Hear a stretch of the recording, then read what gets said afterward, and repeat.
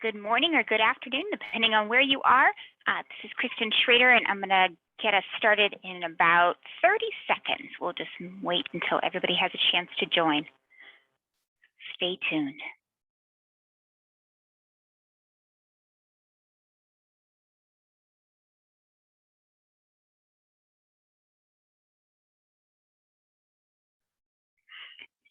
All right, good morning and good afternoon once again. My name is Kristen Schrader, and I oversee the partnerships that Parker Dewey we're proud to have with colleges and universities, as well as nonprofit organizations nationwide, and really excited to share a bit more about those opportunities with you today, answer whatever questions are top of mind about micro-internships, Parker Dewey, or any way that this platform might be useful to you and your students. So just a couple of housekeeping things. I've got the chat open, and we'll answer those questions that you have as close to real time as possible. So please feel free to send whatever is top of mind over to the chat. Yes, we're recording the session. Yes, we're more than happy to send out the slide deck once the session is over. But please don't be a stranger if you do have questions that would be helpful to you right now.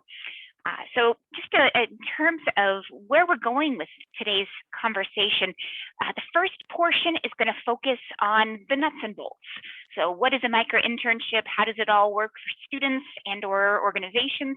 We'll cover all of those different things. And then the second portion will turn our attention to the tactical side of things. If you are interested in implementing a micro-internship program, how do you do that? What are some success tips, success stories for engaging students and possibly other stakeholders if that is useful to you? Also, just in terms of background, so my story might be very similar to yours in that I too have spent most of my career in university career services. I'm a military spouse, and due to my husband's Army career, my family's moved all over the place, and I've been at 4 different colleges and universities, most recently the University of Maryland's global campus, where I was working with a lot of non-traditional students, working adults, those who are trying to fit in their education along with juggling work and school, just everything else. And so when I found this micro-internship concept, I found that it really made a lot of sense, worked well for the students that I was trying to serve. And now sitting on this side, working with over 450 different schools nationwide, as well as nonprofit organizations who also are serving students with various different barriers to employment, I just see that this model is really, really useful and makes a lot of sense for both students as well as for organizations. And so I'm really excited to share this with you and hope that this can be useful for your students moving forward. So let me just start with the basics. So what is Parker Dewey? Why do we even come up with that name in the first place? Well, we're a very mission-driven organization, with that mission being to try to help bridge the gap from college to career as fairly and equitably as possible. And you'll see that more as we unpack how we define what a micro-internship is and some of the rationale behind this concept. But Parker and Dewey, that name is actually very intentional. Those of you who have been in this field for a while, you may have heard about Francis Parker and John Dewey, 2 of the early leaders in the academic research around experiential education. And so they were the ones who said, it's great to learn, and what you learn in class is wonderful, but it becomes even more meaningful if you're able to put it to work and to use. And so that's why our founder landed upon that name, very intentional. And our company started this whole idea of a micro-internship over 5 years ago now. We're based in Chicago, but have partnerships and work with students all over the country, and same with organizations, large, small, everything in between, for-profit, nonprofit, government, and so on, and a lot of different publications and so on that you can read more about it if you're curious from that perspective. But let me now talk about what we define as a micro-internship. And the key parts of this are short-term, paid, professional projects. And then we'll talk about the fourth piece in just a moment. But short term, in that most of these projects typically range between 10 and 40 hours. However, they could be longer than that and they could be shorter than that. So it's perfectly fine if there is something that's even more short than that, or that takes longer than that period of time. But every single opportunity on the Parker Dewey platform must be paid, and paid fairly. That is our number one vetting criteria when we're looking at opportunities that are a fit for our platform. And the reason for that is going back to our mission. We fundamentally do not believe that students or anyone should be asked to work and not be paid and not be fairly compensated. We just believe that while students certainly can and do learn from volunteering and unpaid work, they're not accessible and they're not open to anybody who can't afford to drop everything and do a bunch of unpaid work. And our mission is to try to break down some of those barriers, including those where socioeconomic status or everyone has bills to pay become a factor in being able to contribute to students' professional development. Which leads me then to the third piece, which is that every single project on the platform must be professional. And so that's something that, students looking for experience babysitting or painting houses or driving cars or things like that, fantastic, but this is not the place to go if they're looking for that kind of experience. There's lots of other places where they can find that kind of work. This is designed to help support those students who are in that student stage of life. In fact, the terminology that we use on our platform is both student and grad, but also career launcher, because these opportunities are open to anybody who self-identifies as someone who is launching their career. Maybe it's their first career, maybe they're changing careers, but they're designed to help in those job descriptions that require 2 to 4 years of entry-level experience. How do you get that experience? Well, micro-internships are part of that equation for those who are finding and need that experience in order to launch what they want to do. Which then leads me to the fourth point. These are opportunities that are available in all industries, all different areas of an organization. And really, we don't see a whole lot of seasonality. We've seen projects posted year round, and most of these are remote. So it usually doesn't matter where students are physically located compared to where the organization might be. And I'll elaborate a bit more on some of those points as we work through this. But here are some examples of some of the most common types of micro-internships. Now, this is not to say that if a student is studying something other than, say, business or IT, that they wouldn't find something that's useful on the platform or relevant to them. These are broken down based on the departments of an organization that are most likely to be posting micro-internships. So we have a lot of sales, a lot of marketing, lots of IT, and so on, but we see students across all different academic areas utilize the Parker Dewey platform to gain experiences in sales and marketing and IT and operations and so on. For example, if you look at the under operations data cleansing, we have lots of different projects that involve things like cleaning data, writing about data in either a blog article or something more academic like an editorial or book editing, things like that. And once that data is written, they might be asked to work on an infographic or put it into some sort of presentation. And that data could be on any number of different topics. It might be something more in public interest, such as entertainment or something along those lines. And we see lots of projects as well that are more focused on things in the STEM field, healthcare, et cetera. And so really, depending on the types of experiences that your students are looking for, it's a wide variety of things that can fall under this definition of a micro-internship. And again, typically it doesn't matter what students are majoring in. Now, there's some projects that it does help to have some relevant experience, particularly if you're thinking IT, finance, data analytics, accounting, where it does help for a student to have and bring some of those perspectives to the project. But the vast majority are really appropriate for everybody, liberal arts students and students who are in academic programs that maybe don't sound like job titles and so on. Now, with each different project, they see up front the description of the project, the number of hours that it's expected for the student to take to complete the project, how much they'd be paid if they're selected, whether or not the project's on-site or remote. And yes, opportunities can be posted as on-site, even though the significant majority are remote, and the timeline. So students see all of that up front so that they can then self-select whether or not it's a fit for their interests and so on. Now, question that just came through, can you get a copy of the slides? Absolutely. We're also recording this, so certainly if you need to step away or you missed something, not a problem, because I know I'm going to go through this pretty quickly. And you'll notice that the slides are also pretty text heavy. That's by design, because if you're like me, listening to a webinar recording may not be something that you have an hour to spend, but you can certainly read through the slides if that's a better way for you to get what you need. Which then leads me to cost. So this is probably the best news, and certainly the one that is for me the easiest to talk about. It's free for students, free for universities, and again, that goes to our mission. Our platform is open to all students, irrespective of where they go to school. And that is something that we just fundamentally believe is the most equitable way to serve our mission, again, which is to try to help bridge the gap from college to career as fairly as possible, irrespective of where students go to school. We also are really, really proud to partner with over 450 different colleges and universities nationwide. And I use the word partner very deliberately, because that's exactly what it is. If you are interested, we're happy to support your micro-internship program however we can, building website collateral, helping to host webinars for your students or other stakeholders, providing marketing collateral, and of course, data and other updates so that you can keep your program on track and as successful as possible. So any and all of that is at no cost to the school. I'll be elaborating a little bit more on that later on if that is relevant. And again, keep in mind that every single opportunity on our platform is paid for students. That's something that's just, again, core to our mission.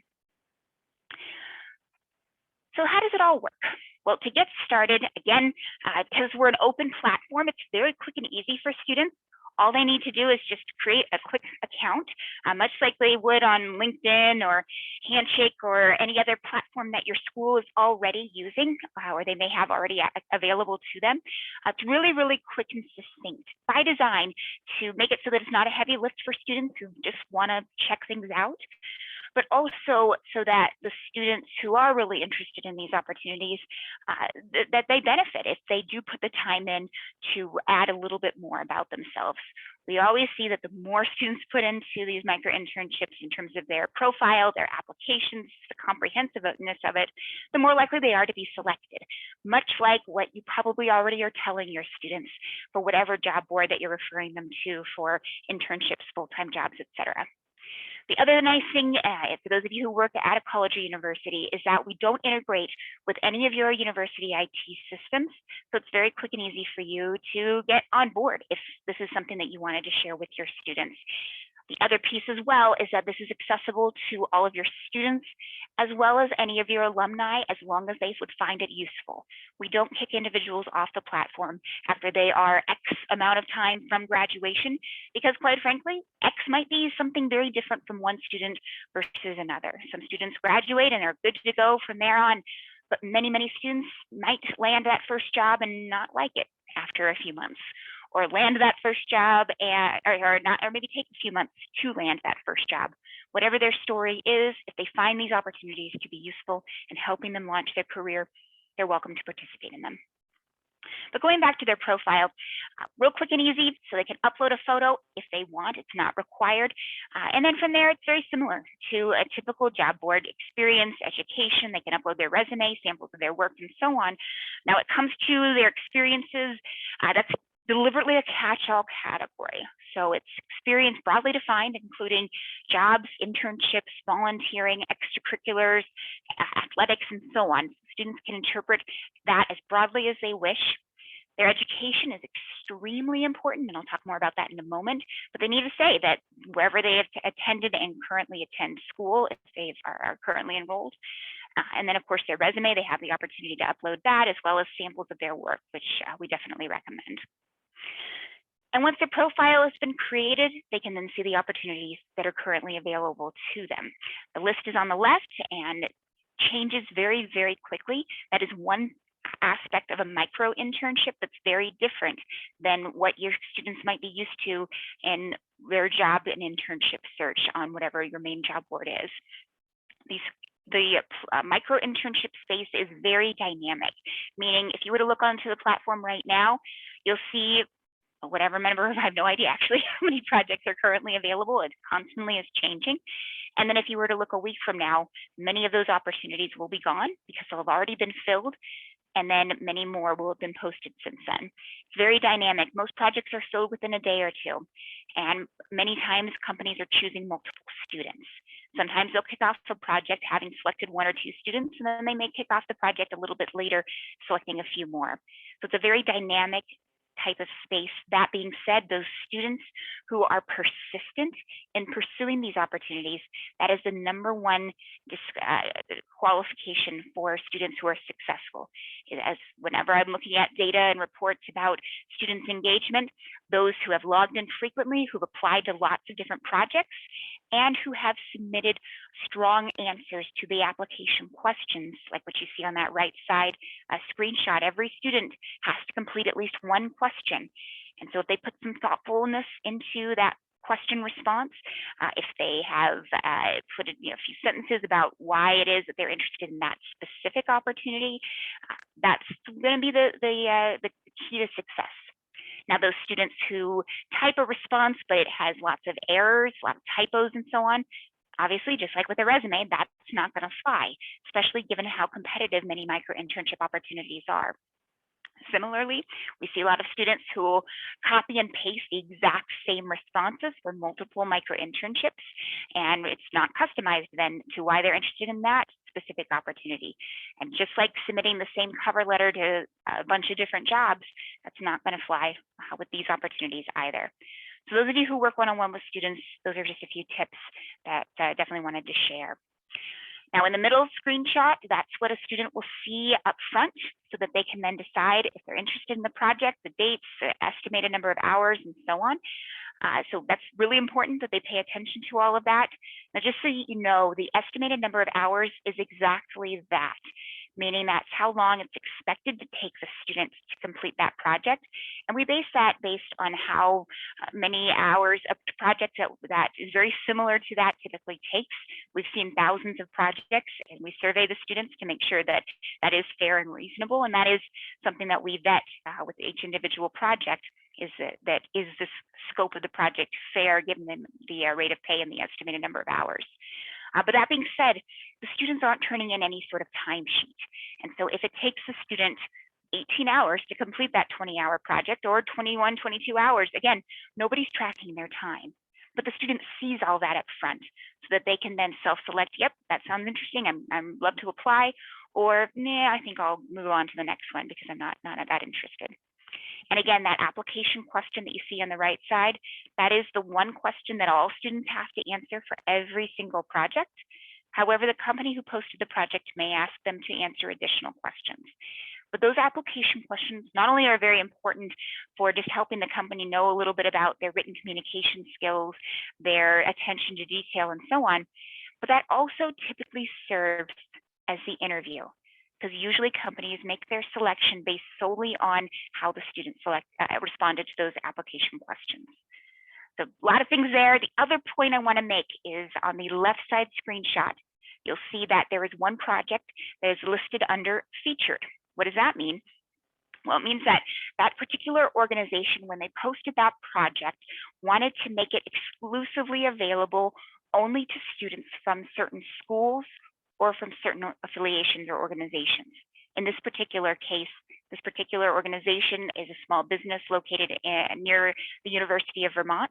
The University of Vermont has a very, very strong program with engaging its small business community and posting projects exclusively for their students. So that's one example. And that particular project would then only be visible to students who have the University of Vermont listed in the education section of their profile.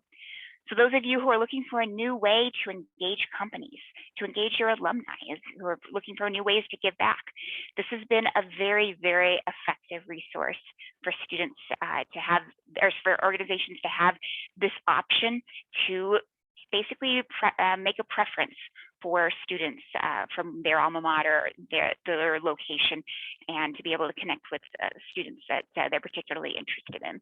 So that's what that means. Now, most projects are open to everybody.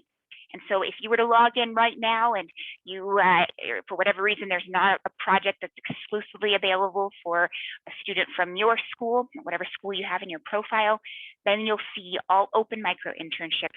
And again, most projects are open to everybody, but that featured option is a nice way for organizations who do have those preferences to indicate that. So if students are selected, what happens next? Well, they'll receive an email from Parker Dewey that says, congratulations, you've been selected to work on whatever the name of the project was. And then it'll list the organization point of contact that the student will be working with throughout the duration of the project, as well as a point of contact from Parker Dewey's client success team. We serve as that middleman between the supervisor of the project and the student, handling all of the back end type of stuff. So all of the administration of the projects, we handle the payroll. The students are on Parker Dewey's books and not on the books for the different individual companies. And I'll explain more about that in it as well. But we'll share best practices for the student, for the company, so that the project is successful. We encourage them to reach out to faculty, alumni, mentors. This can be a really, really great catalyst for some deeper and more meaningful conversations for those of you who do have alumni or other mentorship types of programs. We also share resources for helping the students complete some of the most common projects, but they are largely working asynchronously and on their own, so that they're using what they're learning in the classroom to complete the project. Typically, they have a kickoff conversation with the company. Usually it's hosted on Zoom or by phone or some other type of setup. It's up to the company to determine how and much and how often they want to connect with the student. And then the student then works through the project. And again, usually it's asynchronously, so they can kind of work within whatever works within their schedule.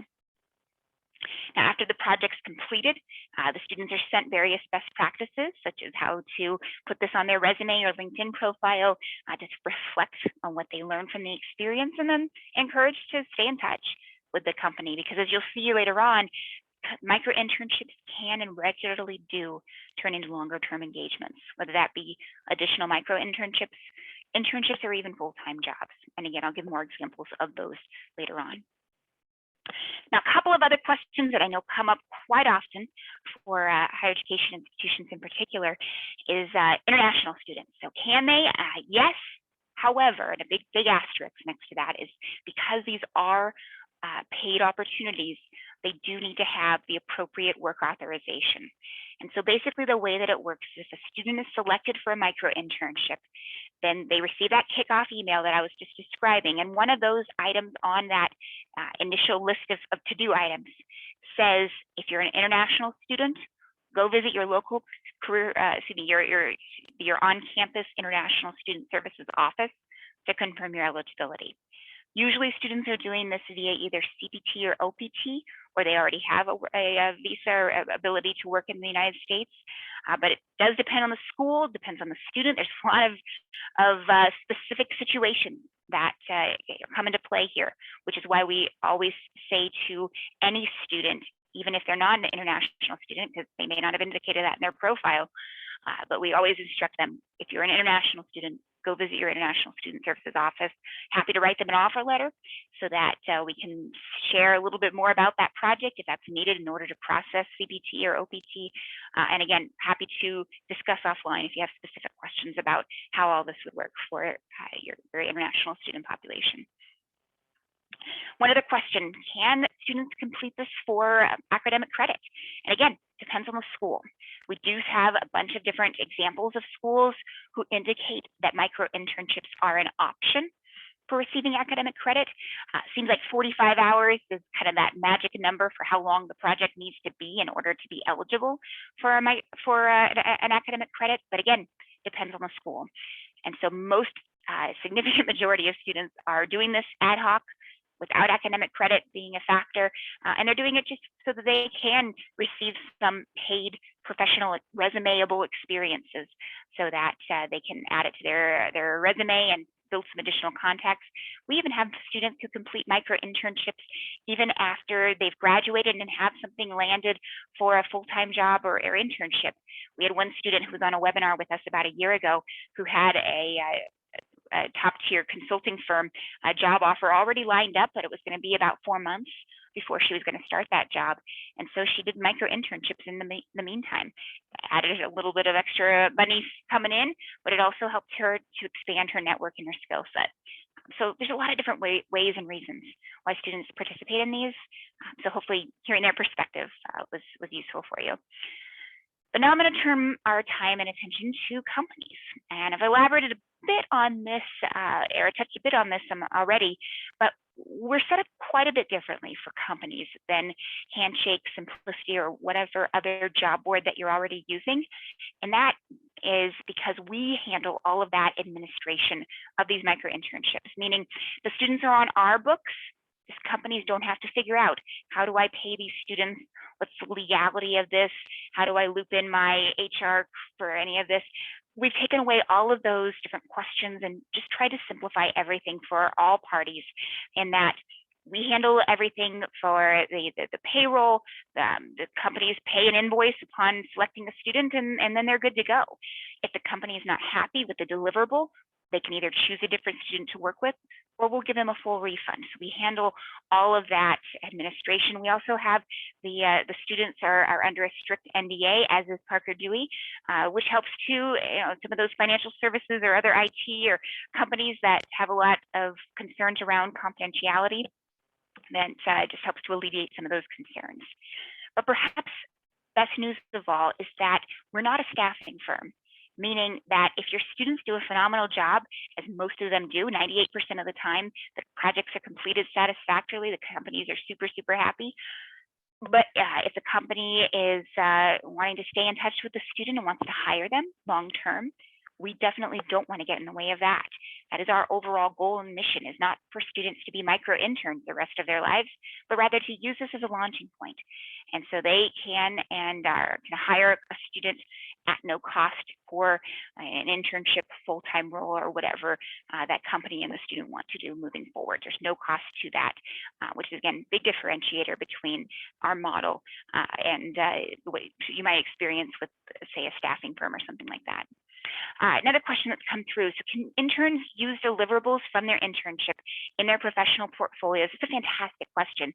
And yes, we frequently see it. In fact, I worked with a student and saw the PowerPoint presentation that she helped me with, and it was posted in her profile on Parker Dewey a few weeks after she completed it for me. The one thing that they'll want to make sure that they do is just ask the organization's permission first. And that's why I jumped back to this slide where when they're listing the experience on their resume or LinkedIn profile, because of that non-disclosure agreement, and because occasionally projects are somewhat sensitive, the company, or excuse me, the student should ask the company's permission and certainly not share anything confidential if they are going to use it in their portfolio or so on. They definitely can list it on their resume. They'll list company as Parker Dewey, because at the end of the day, that's who they are working for. The job title will be independent contractor, independent consultant, or what have you. And then if they do want to mention the company's name, again, ask permission first. But then if the company for whatever reason says no, they still can put it on their resume. They would just want to use more of a generic term. So instead of naming, for instance, the specific hospital system that they worked with or whatever, then they should just say that they worked with a multi-bed hospital in the XYZ city or whatever the case may be. So hopefully that answers your question. But then I'm going to now share the question that I had when I first heard about all of this, which is, how does payment work? How does Parker Dewey make money? It was kind of the way I worded it when I first heard about this about 4 or so years ago. And in short, it comes from these individual projects. The company posts a project at no cost. They indicate how much they're willing to pay for that particular scope of work. We only invoice them once they have selected 1 or more students for that particular project. We hold the payment in escrow while the project is being completed. And then once the project's completed, we pay the student 90% of what the company pays us. And just to be clear, what the student sees when they're looking at the opportunity is what they will receive. So that middle screenshot that says a payment of $360 for that social media content calendar project, that's what the student will receive upon completion of that particular project if they're selected for it. So there's no surprises to the student. The company in this case pays us $400, $360 of which goes to the student. And that's the basic model, 90% to the student, 10% to the organization. And that's it, no fine print. There's no obligation if the company doesn't want to fill the position or anything along those lines. And it's pretty straightforward to post a project. They indicate what sort of description of what they need to have done, how many hours, the cost, and so on. We also have a project library on our website that has a lot of different project examples and the typical cost and duration and so on for those projects. They can always edit it before they post it, but that does make it easier for those projects to get started. And then if they want, they can limit their project to specific schools or organizations, which is what you see on that right side screenshot. They can choose as many schools as they like, and then the affiliations are those nonprofit organizations that we are honored to partner with, and include organizations such as the Dell Scholars Fund, which is the supports first generation students, or the United Negro College Fund, or the Dream.us, which supports undocumented students, and so on. Now, when a company is trying to select one student over another, this is what it looks like from their perspective. One other way that we are very different from a lot of other job boards is that we are not a resume database, meaning when a company posts a project, they can't see any students at all until they have students start applying to their project, and then the only students they can see are those who applied to that project. So it saves privacy. There's no personal information or anything that's shared about the student or the company. They can communicate within the platform if they want to set up an interview or things like that.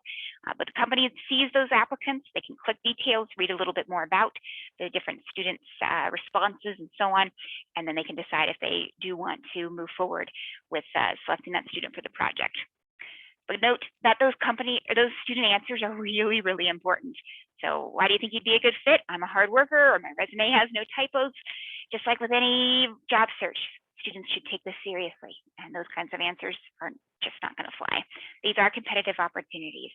Depending on the company, the type of project, this company might receive dozens of applicants, depending again on a bunch of different factors. So it definitely is important that a student takes this very seriously when they are applying for these opportunities.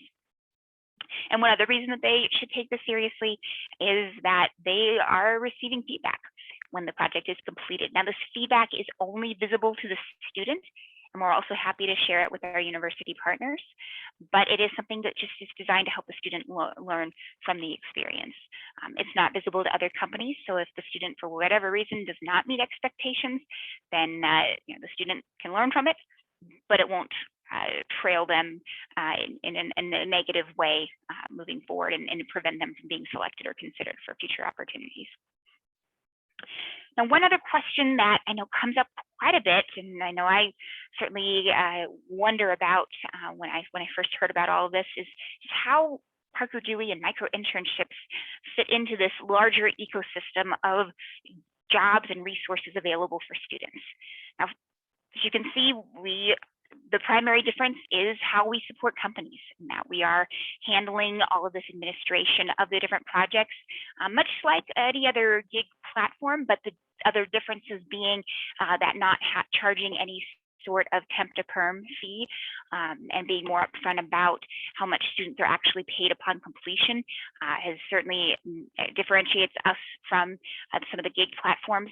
And the other reason too is the motivation of why companies are using Parker Dewey versus some of the gig platforms, in that they're using it to try to identify students for long-term roles. We have companies, for instance, who hire 10 micro-interns for one project just to see who might be a good fit for a long-term engagement.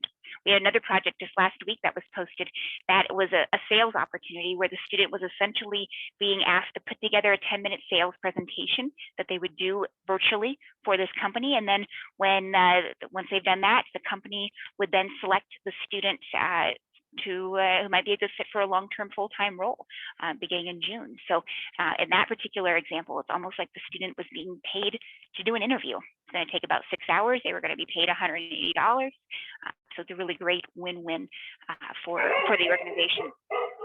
Pardon, my dogs don't like the mailman.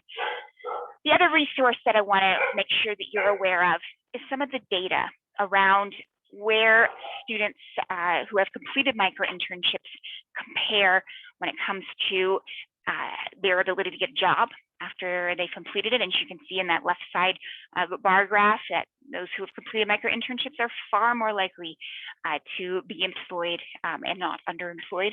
But then another way to think of it is that middle screenshot or middle chart, which is that they're also far more likely to stay with that employer after they've graduated. As you can see, when you look at NACE data, which is where a lot of this comes from, the number of students who've recently graduated and who do not stay with that first job for a year or more is very, very, very few. And so, or very high, excuse me. And so, but those who've completed micro-internships are far more likely to stay and be happy with that first job after college, as you can see with that 98.1%. The other thing that we're really proud of, though, is some of the data that you see at the bottom most portion of this slide, and specifically the fact that over 80% of micro-internships have been completed by students from underrepresented backgrounds. What we found is that when you strip away the barriers of doing something that's unpaid, and you strip away the barrier of students who can't give up everything to even do a paid internship because they already are working or they have a mortgage or a family to take care of or what have you, and shorten it so that it's mostly remote, something that they can fit into their schedule, that's more accessible to students who are also and usually juggling a lot of other things. But then similarly, on companies' perspective, they're more willing to be creative and try for a shorter term project, a student who may not fit within their normal perspective of who's a good fit for their college recruiting programs. So for instance, we have companies that say, yeah, I've never recruited at that school or that major or recruited for that GPA. And with the micro-internship, there is no filter for GPAs. And that's again by design to encourage companies to look at students that might be easily overlooked.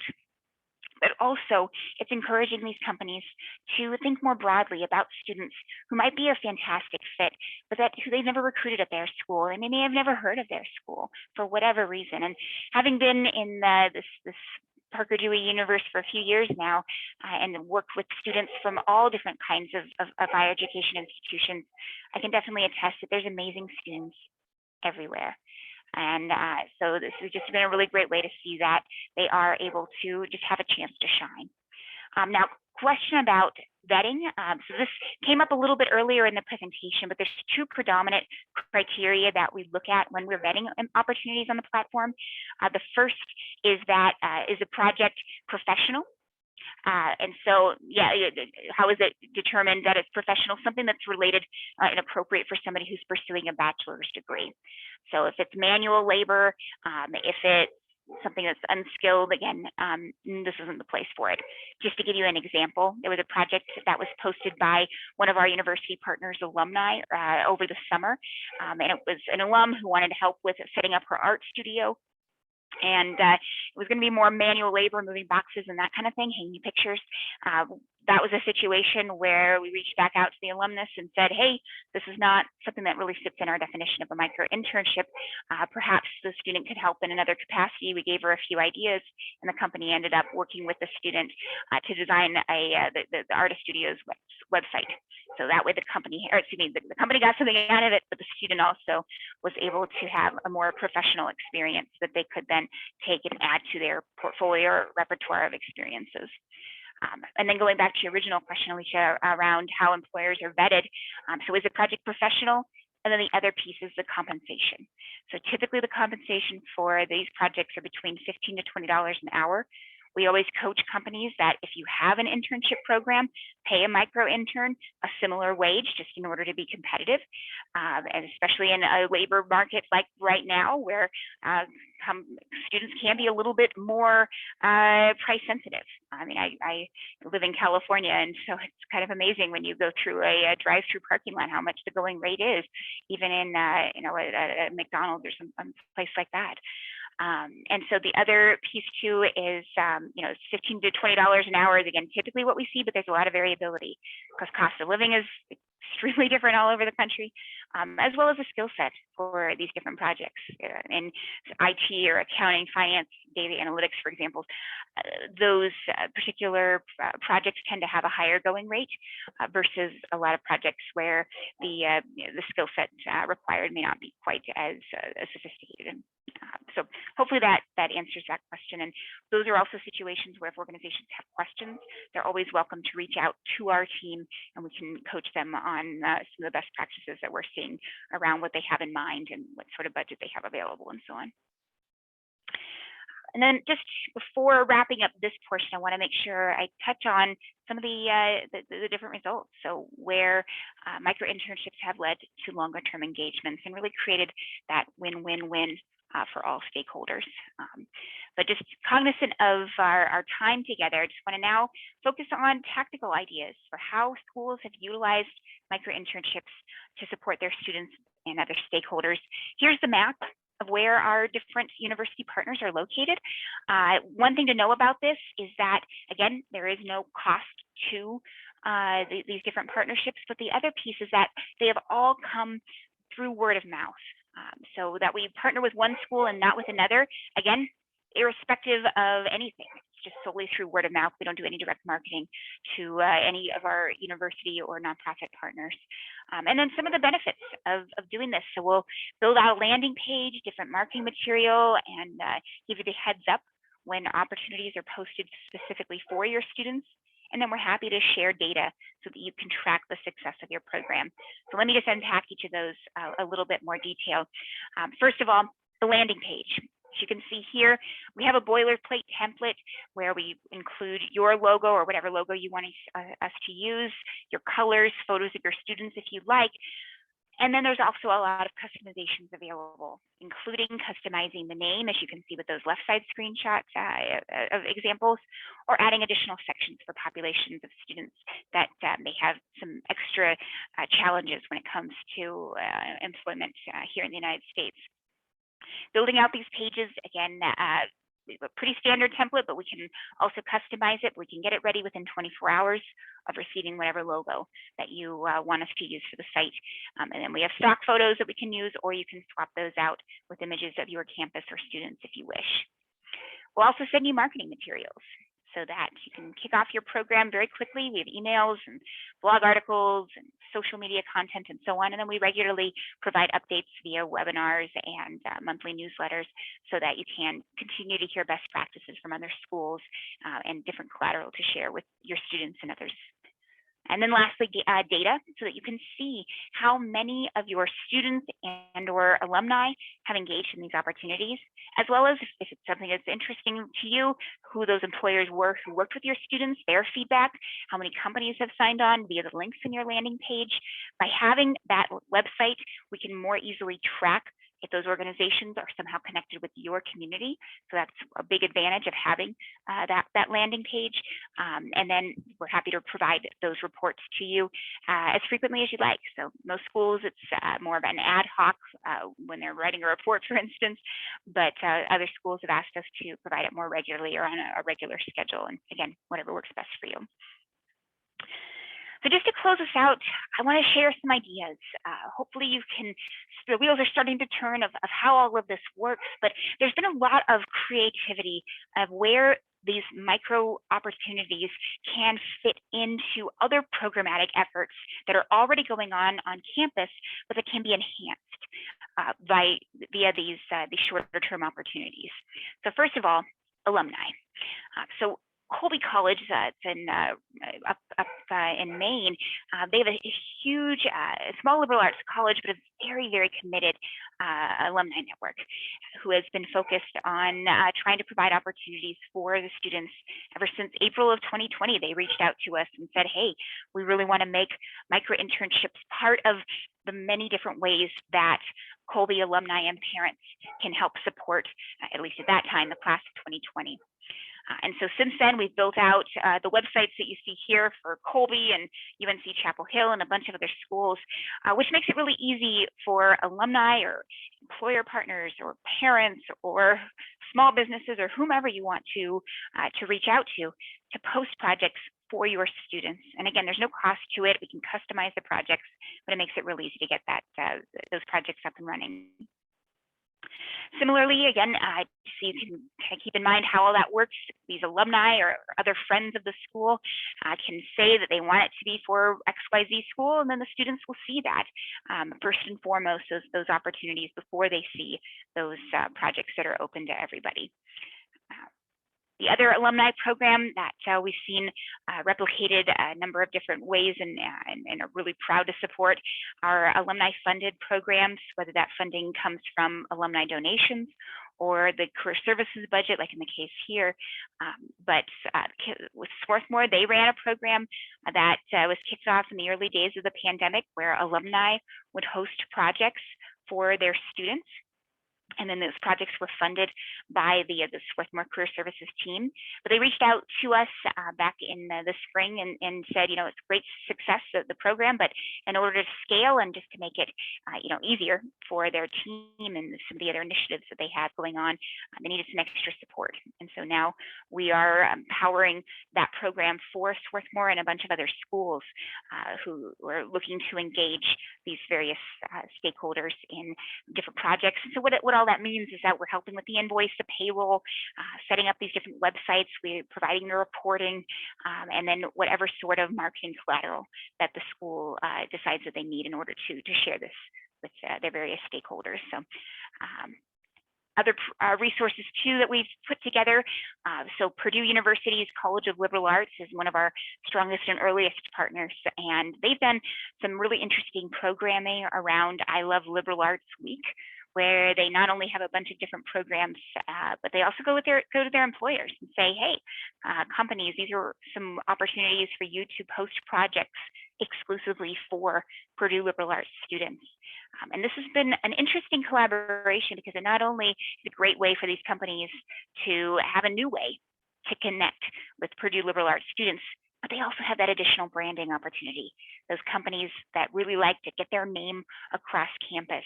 And so Microsoft, Pepsi, Cerner, whomever can not only have their logo in front of all of these different Purdue Liberal Arts students, but then we can also share the data around how many of those Purdue students not only applied to their micro-internships, but also who clicked on that Microsoft tile and read through the information on the Pepsi page so that you can get a better sense of how interested Purdue students are with opportunities at Pepsi.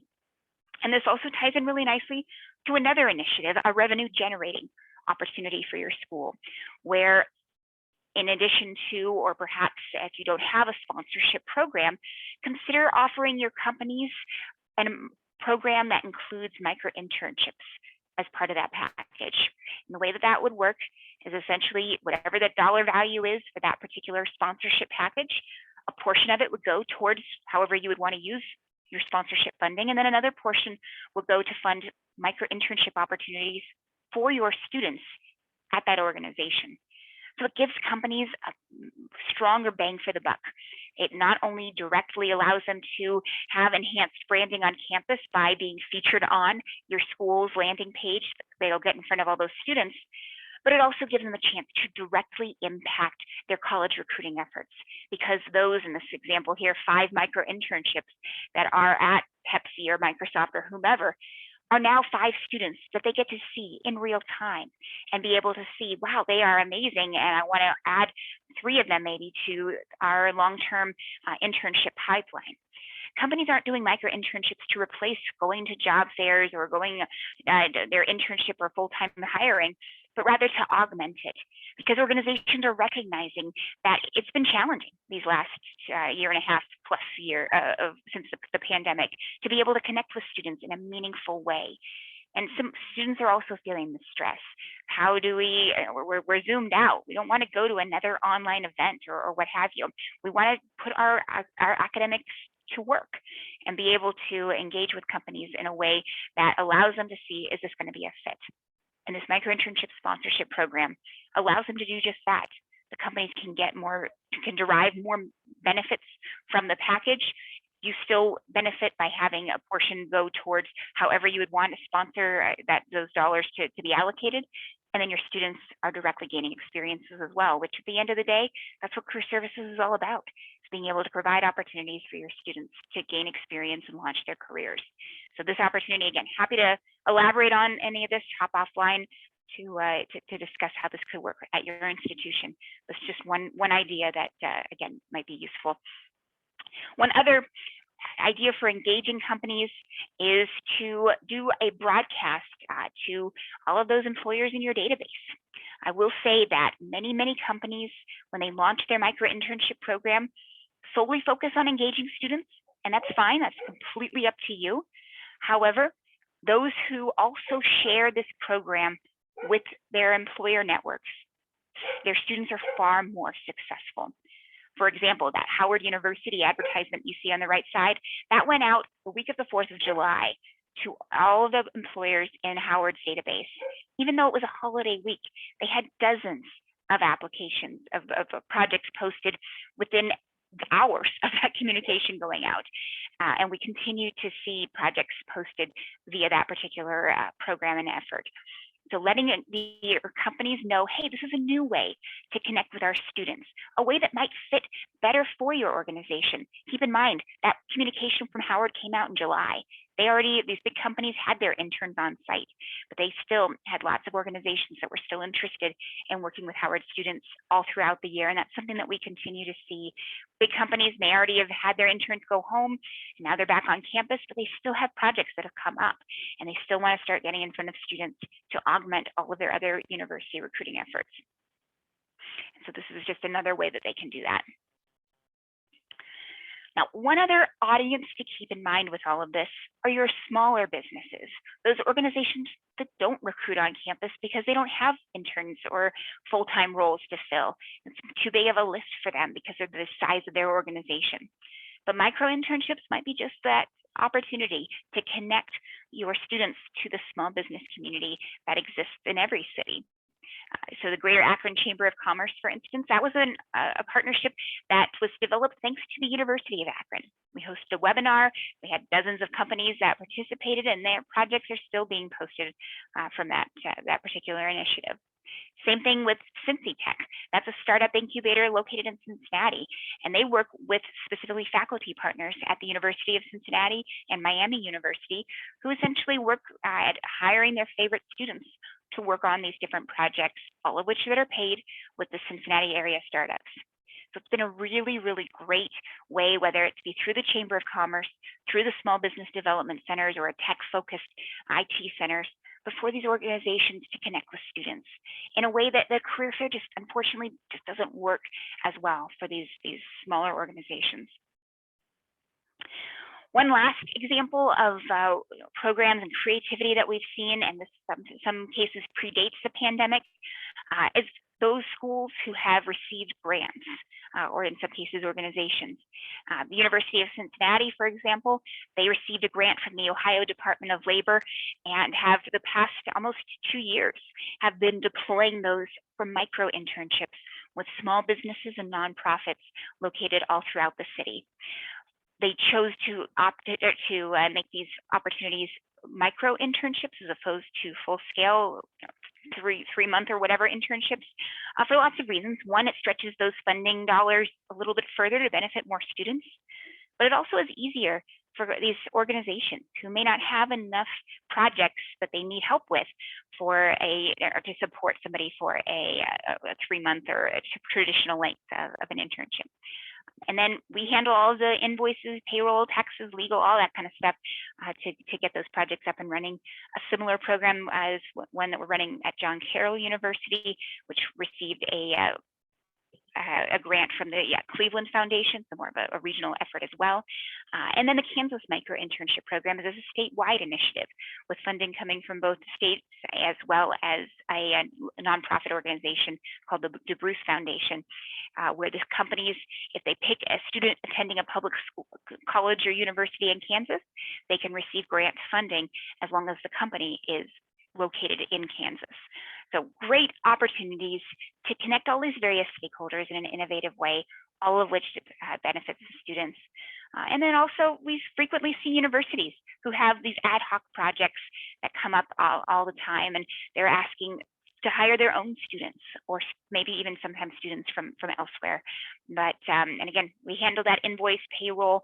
We're finding that in conversations with schools that sometimes putting students on a school's payroll can be just a heavy lift for those institutions, and so being able to delegate that elsewhere so that you can focus on other tasks is a value add for a lot of these different schools. So again, these are all ideas.